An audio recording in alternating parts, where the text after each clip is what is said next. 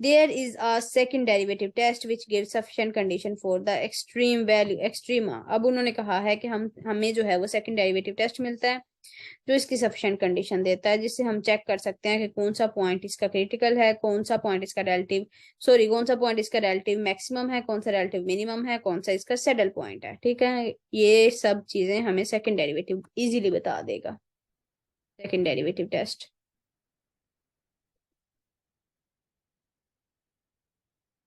Theorem 18, let f be a function of two variables x and y defined in the neighborhood of x naught y naught and have a continuous second order partial derivatives in this neighborhood।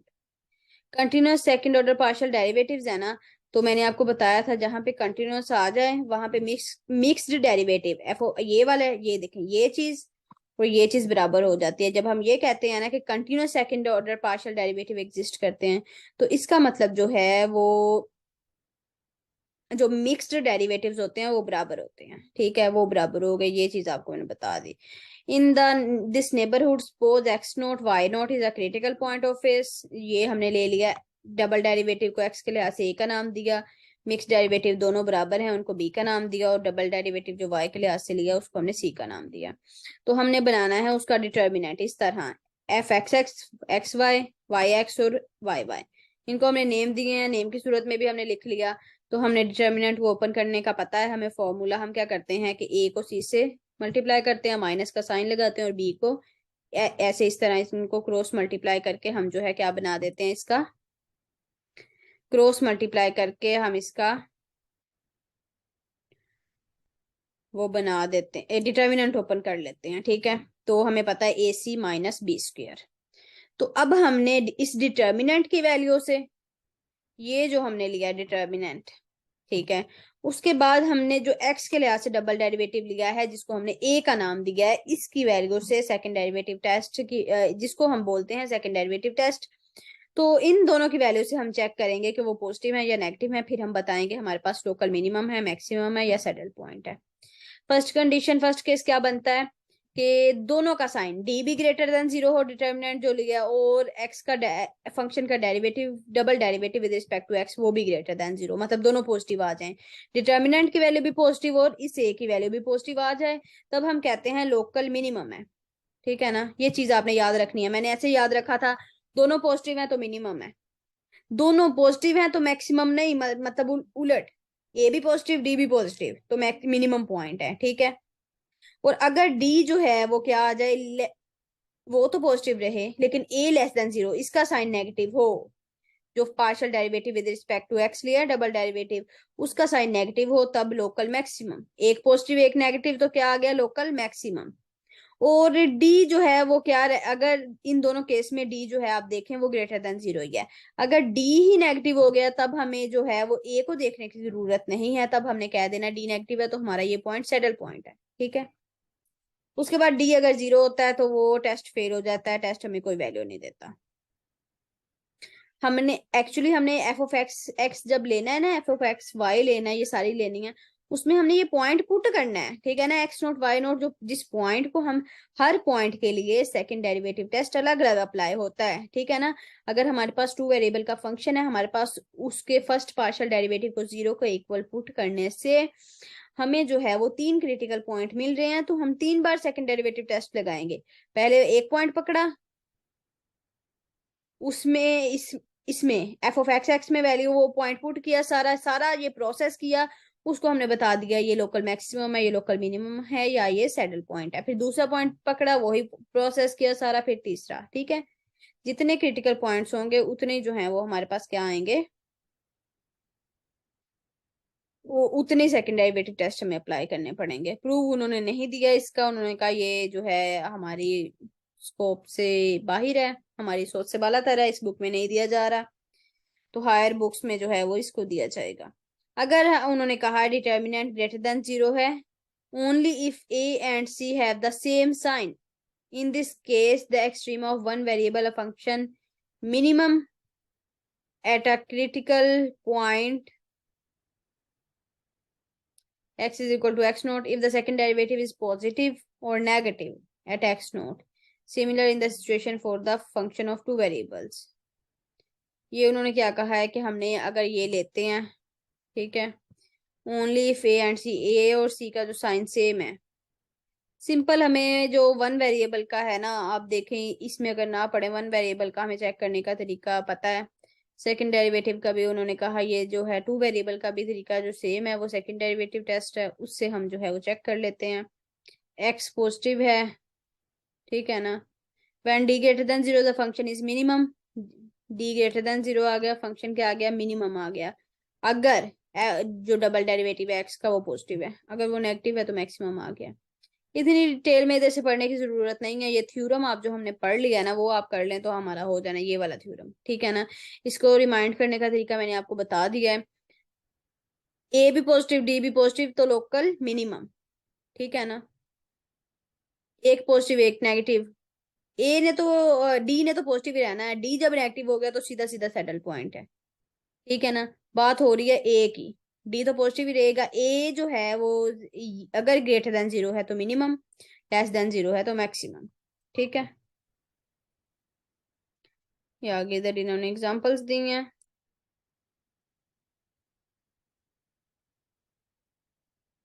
Find the three positive numbers whose sum is 48 and whose product is large as possible। इसको छोड़ दें, रहने दें, काफी लंबा है।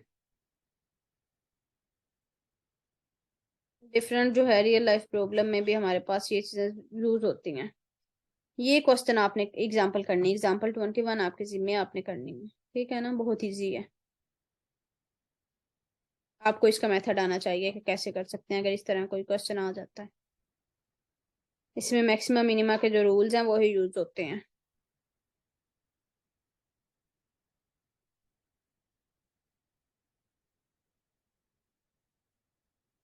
ये सारे वही हैं।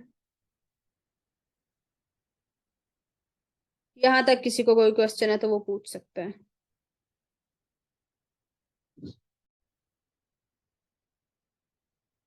नेक्स्ट हमारे पास है एक्सट्रीमा विद कॉन्स्टेंट। पहले हमने सिंगल पढ़ा, ठीक है ना।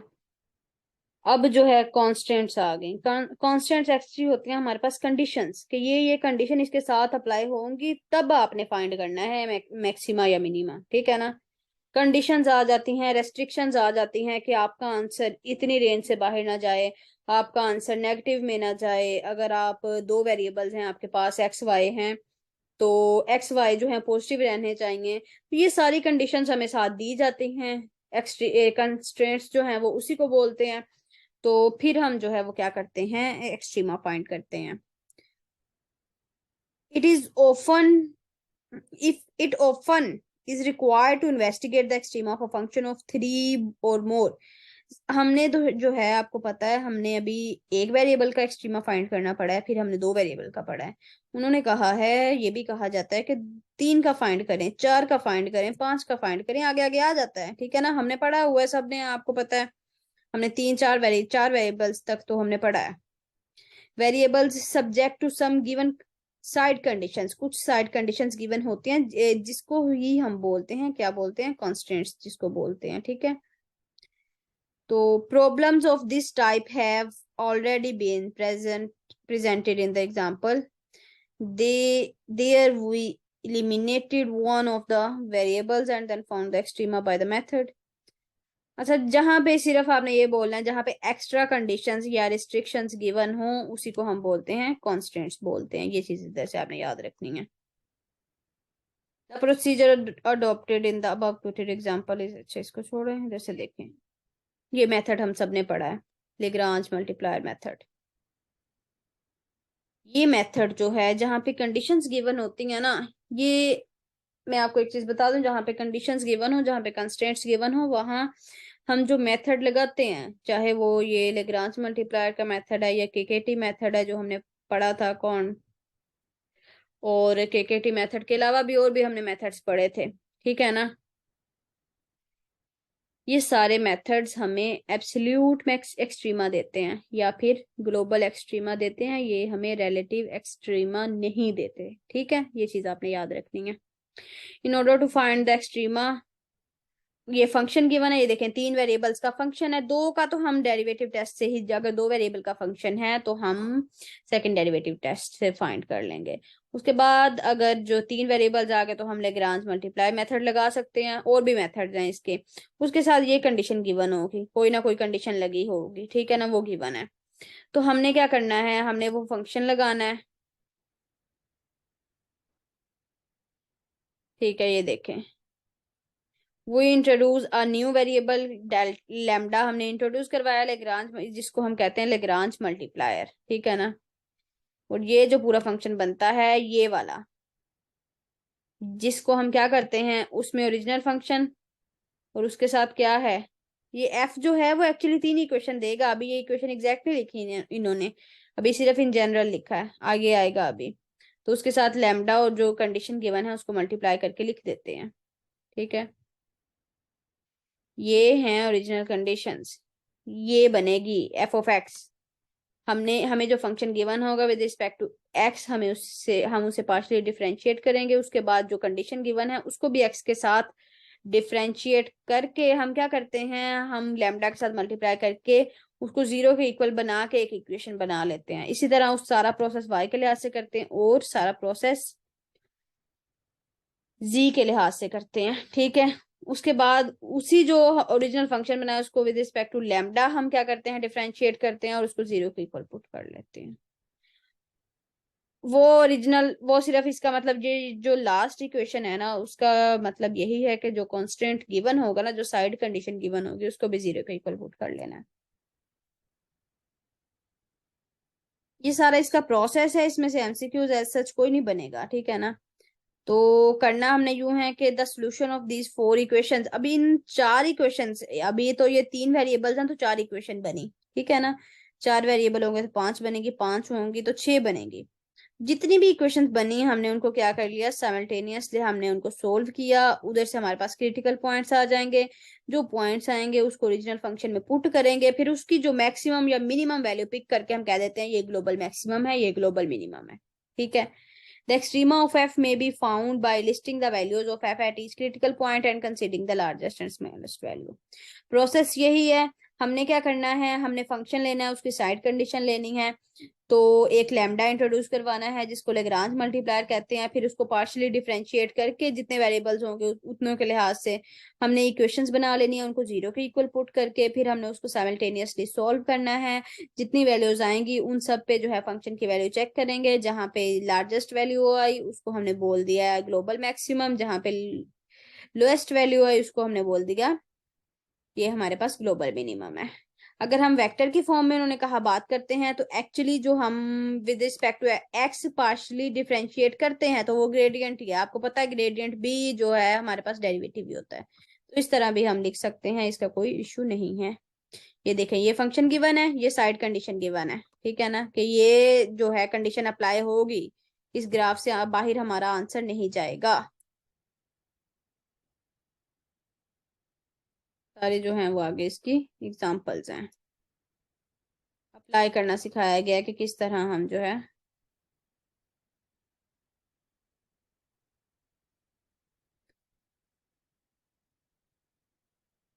ये देखें एग्जांपल, ये इंपॉर्टेंट है, एग्जांपल 25 देखें। हमारे पास ये गिवन है, find the point of this nearest to the origin, ठीक है ना, ओरिजिन के करीब जो है वो फाइंड करें।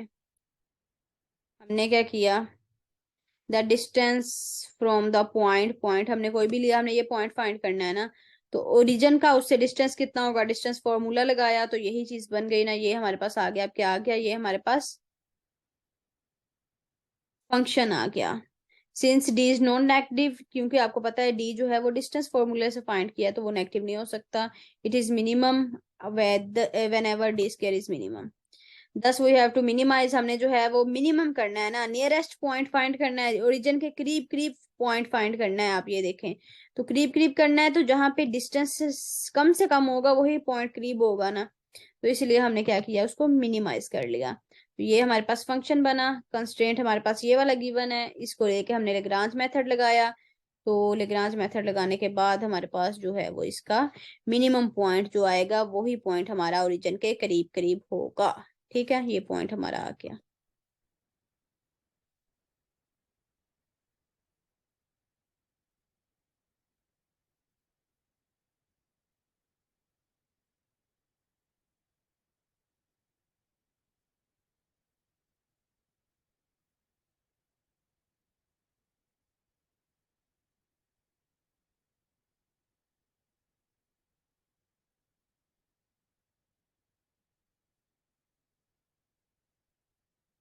यहाँ तक किसी को कोई क्वेश्चन है तो वो पूछ सकते हैं।